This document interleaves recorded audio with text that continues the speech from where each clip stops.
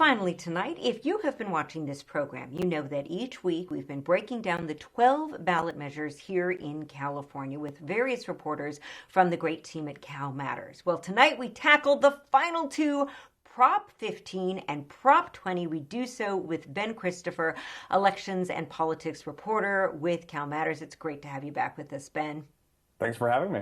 All right, let's dive right into it. Let's start with Prop 20, which is a criminal justice proposition. What would it do if approved? Prop 20 in some ways is kind of a grab bag in that it takes a number of different issues at once, but they're all around the same theme, which is that California is too lenient when it comes to certain types of criminal activity, and it's time to ratchet up the punishment. And so it does four things. So one, it would make it easier to prosecute certain crimes, particularly things like shoplifting, as felonies rather than misdemeanors.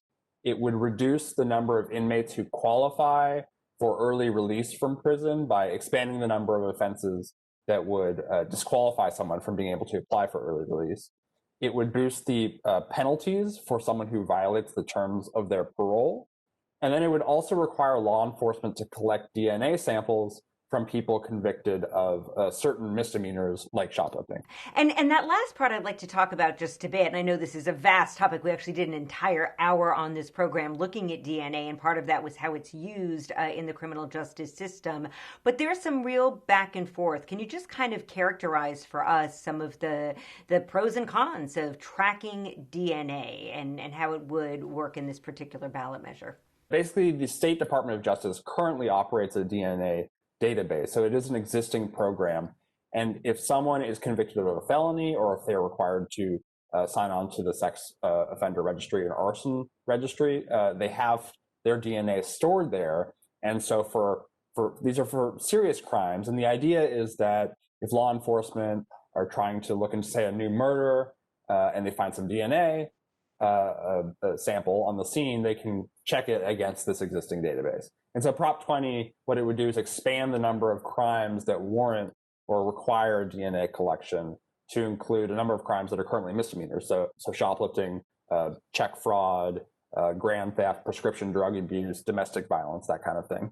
And so what proponents say is that, sometimes murders or someone who commits a murder, maybe they start off committing a lower level crime. And so it just provides another tool for law enforcement to solve these more serious crimes if they have a larger data set to work with.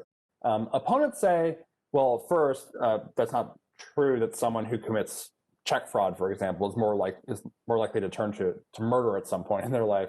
And then there's this broader privacy and racial justice concern, which is that, look, if my DNA is stored in this database, then anyone I'm related to is potentially subject to a partial match. And of course, people convicted of a lot of these crimes are disproportionately Black and Latino. And so just another concern about racial justice and inequity in the system. Ben, I like how you talked about this being a grab bag ballot measure. And another thing that's interesting about this is it shows how in California we kind of wax and wane in terms of how we feel about who should be behind bars and for how long. We were the state where we had the three strikes law. And then this proposition is coming at a time where there is a really clear focus on what is happening with criminal justice, who's incarcerated, where we're taking a real in-depth look at that. So can you just give us a quick summary of, who's behind this and who opposes it and how it fits into this current context? We haven't seen too much polling on this issue, but just looking at the relative size of the yes campaign versus the no campaign, I think it is really telling, given that the no campaign is just so much larger in terms of fundraising, in terms of the big names that are endorsing it. It really suggests just how much the political conversation around criminal justice has shifted in California over the last 3 decades. As you mentioned, we are the state that brought us 3 strikes and you're out. And now, on the yes side, we have some sheriffs on board. We have conservative or Republican activists, including Congressman Devin Nunes in the Central Valley, who's contributed a lot of money to this campaign. We also have a lot of grocery chains who are involved, and that's why you see a lot of tougher penalties for shoplifters in this proposition. And that's sort of an appeal to that group.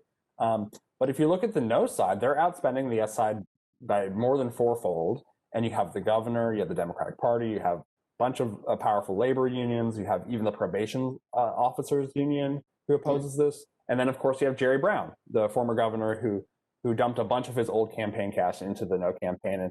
And remember, it was under Jerry Brown the last time, the most recent time that Jerry Brown was governor, that the state passed Proposition 47, Proposition 57, both of which were sort of easing and sort of reversing that tough on crime the standards that were introduced back in the 90s in California. And so to a certain extent, this is part of Governor Brown's legacy, and he is certainly defending it.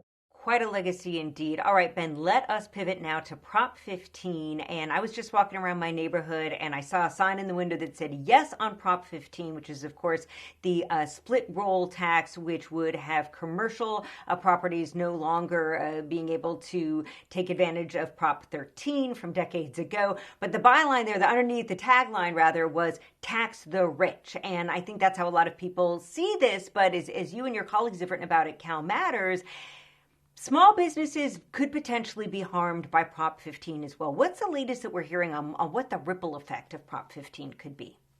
Yeah, I mean, ultimately, these propositions are very complicated, and usually they don't. They're a little bit more complicated than a simple tagline like that. But the authors of Proposition 15, they did specifically target it at large business property owners. And so there is this exception for any landlord who owns property of less than $3 million.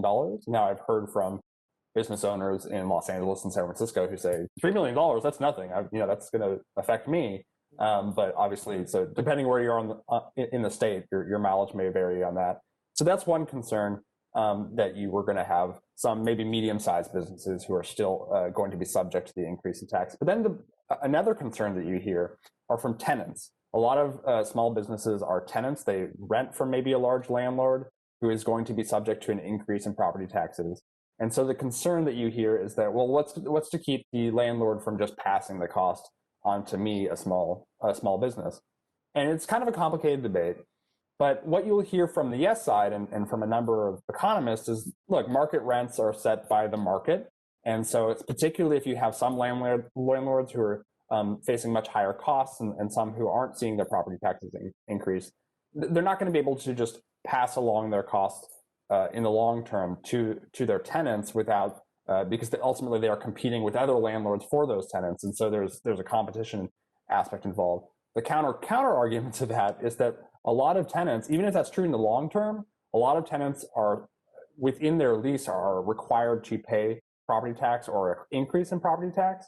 And so even if in the long term you might see landlords not be able to pass along the cost to their tenants once they renegotiate those leases, in the short term you might have some small businesses who are sort of trapped paying any increase in property taxes that their landlord is going to face for the duration of that lease, which could be 10 years. It's complicated. We could talk all night about this. Sadly, we don't have the time, but I want to encourage our viewers to check out all of the great reporting on all of the propositions that you'll find at CalMatters and on our Spectrum News app. You can download it for free at spectrumnewsapp.com. Ben Christopher, always great speaking with you. Thanks so much. Thank you.